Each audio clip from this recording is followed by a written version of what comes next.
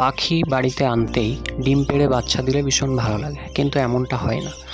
তার কারণ পাখি বাড়িতে আনলেই তাদেরকে মেল ফিমেল আলাদা করে প্রপার রেস্ট দিয়ে ভিটামিন ক্যালসিয়াম করিয়ে তারপরে ব্রিডে দিলে সেখান থেকে খুব ভালো বাচ্চা পাওয়া যায়। যেমনটা আমি করেছি, বর্ষা পড়তেই আমি আমার সমস্ত পাখিগুলোকে মেল ফিমেল আলাদা রেখে বড় কেজে ছেড়ে তাদেরকে ভিটামিন ক্যালসিয়াম কোর্স করাচ্ছি।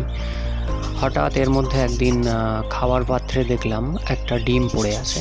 তার মানে এই সিম্বলটা এটাই যে আমার পাখিগুলো ব্রিডের জন্য রেডি হয়েছে, তারা ডিম দেওয়া শুরু করে দিয়েছে। তো তাদের এখন পেয়ার লাগাতে হবে, জোড়া দিতে হবে। জোড়া দেবো করতে করতেই 2 মাসের উপরে হয়ে গেল, বর্ষা থামছে না, সেই জন্য জোড়া করতে পারেনি। বাট এবার আর দেরি করলে হবে না, নয়তো এগগুলো নষ্ট হয়ে যাবে, সমস্ত ডিমগুলো নষ্ট হয়ে যাবে, একটা ব্লাড আসবে না। সেই জন্য এবার জোড়া দেব।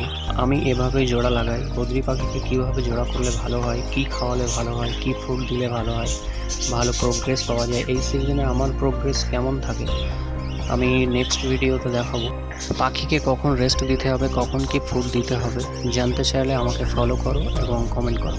পাখি থেকে আর্নিং করতে চাইলে একটা ভালো গাইডের প্রয়োজন। আর যদি তোমাদের আমার কোনো গাইডের প্রয়োজন হয় তাহলে আমার কন্ট্যাক্ট নাম্বার দেওয়া থাকবে, আমার সঙ্গে কন্ট্যাক্ট করতে পারো।